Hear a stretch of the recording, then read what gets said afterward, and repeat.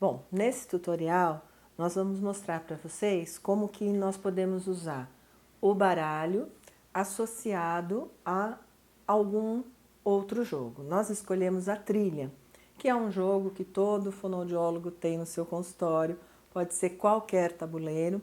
Como que nós pensamos o jogo?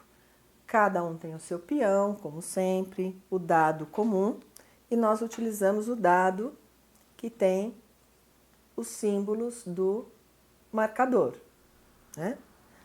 O baralho colorido, que também tem os mesmos símbolos. Então, o jogador lança o dado, o que cair no dado, ele compra a carta. Lê o que está aqui, então, barriga, enriquecer. Ele precisa explicar por que essa carta é uma carta, essas palavras fazem parte da regra. Qual é a regra? Então, ele tem que explicar. Bom, 2 R's eu só posso usar entre duas vogais. Um R após a consoante. Então, explicou corretamente a regra, vai lançar o dado de número e vai andar na trilha, certo? Então, é uma forma de você ir explorando cada uma das categorias e de uma forma divertida. Sua vez, Flá. Minha vez de jogar. Regra de novo. Geral e guerra. Então, aqui é porque que é uma regra. É a regra Gegi-Gegi. Então, quando eu tenho o G e o E, o som é G. Para ser G, eu tenho que ter o G, o U e o E. Então, é uma regra. Então, vamos ver se eu passo a Márcia. Ó. Bom é o 5 aqui nessa trilha. Falei demais, ó. Tá azarada. Orelhinha. Compro a carta da orelhinha e vou ler. Doce, 12. Não sei, não consigo lembrar. Essa é a hora da intervenção. Então, se a criança ou adolescente não consegue lembrar, você vai fazer todo o resgate daquela classificação, só que aí ele não lança o dado, vai ter que guardar essa informação para a próxima jogada.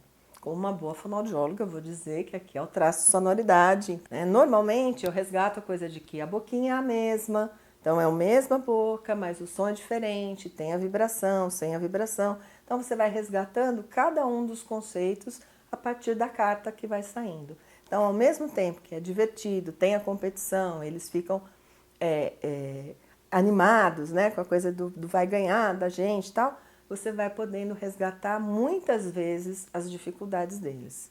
Vou jogar o dado, tirei quanto? 4.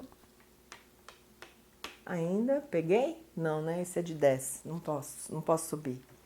Você, Flávia. Então, vamos simular que tenha caído, né, o acento. E aí, novamente, a gente tira a carta, ela tem uma oposição, camelô, camelo, e aqui a gente observa muita dificuldade em eles respeitarem, né, um acento gráfico. Então, se eles conhecem muito mais a palavra camelo, eles vão ler camelo, camelo. Aí eles vão perceber que está igual, aí eles fazem a tentativa do camelô. Né? E sempre a gente vai mediar para que ele perceba a diferença da sílaba tônica. Então vamos ver se agora eu ando, né? Opa, 6. 1, 2, 3, 4, 5, 6. Ainda não passei a Márcia. Bom, dessa forma a gente consegue ir trabalhando toda a classificação e resgatando. Com algumas crianças você pode inclusive fazer o registro usando a folha de classificação. Então, você pode ir registrando isso, registrando as maiores dificuldades. Então, tudo isso é uma forma de você abordar toda a classificação e podendo trabalhar para cada criança a dificuldade mais específica dela. Dá só um exemplo aqui, ó. Tá. Falo de um jeito, escrevo do outro, tem de novo a oposição. Tempero, eu falo tempero e escrevo tempero. Agora, engenheiro, eu falo engenheiro e escrevo engenheiro. E se fosse, por exemplo, a carta né, das múltiplas representações, assustar, açúcar. Então a gente tem em destaque o que tem o mesmo som. 2 S's tem o mesmo som do C cedilha. Né? Então, som igual, letra diferente. Justifiquei, andei. A mesma estratégia, ela pode ser usada com o baralho preto e branco, que nós vamos mostrar para vocês. Bom, seguindo ainda na trilha, mas usando o baralho preto e branco, nós temos o baralho preto e branco, ele tem sempre o negrito, né? Então, a criança não tem mais que usar o dado da classificação, ela vai comprar uma carta. Então, eu comprei essa carta, calça, calcinha. Eu tenho que pensar, dizer qual é a classificação, né? E eu tenho que dizer, olha, isso é uma regra. O cedilha aparece com o A, mas ele nunca aparece no ceci.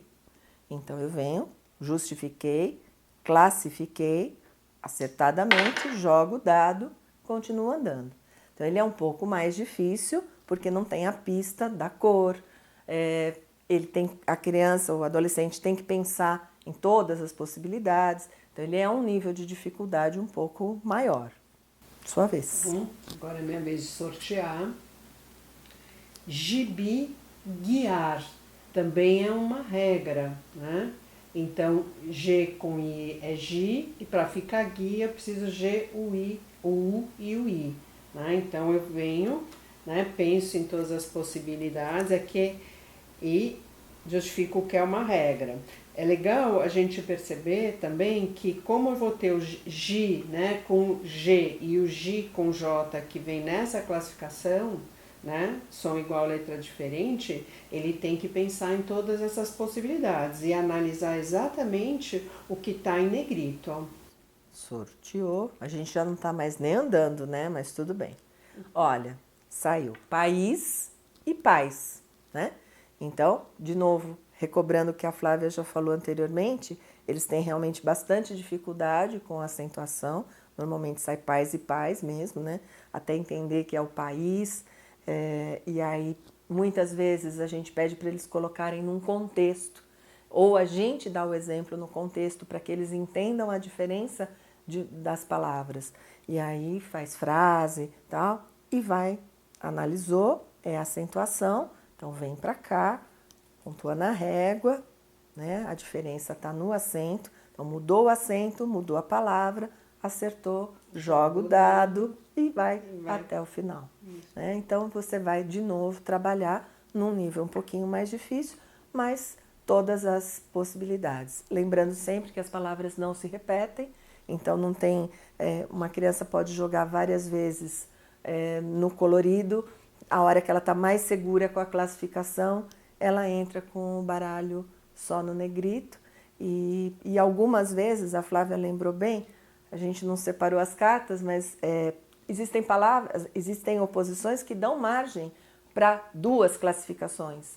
Se a criança justificar corretamente, tá ok. Ela tem que saber argumentar, saber justificar por que ela está classificando nessa ou naquela. Né? E às vezes eles fazem o pensamento como a Flávia deu o exemplo. Falo de um jeito, escrevo do outro porque é G e G. Não.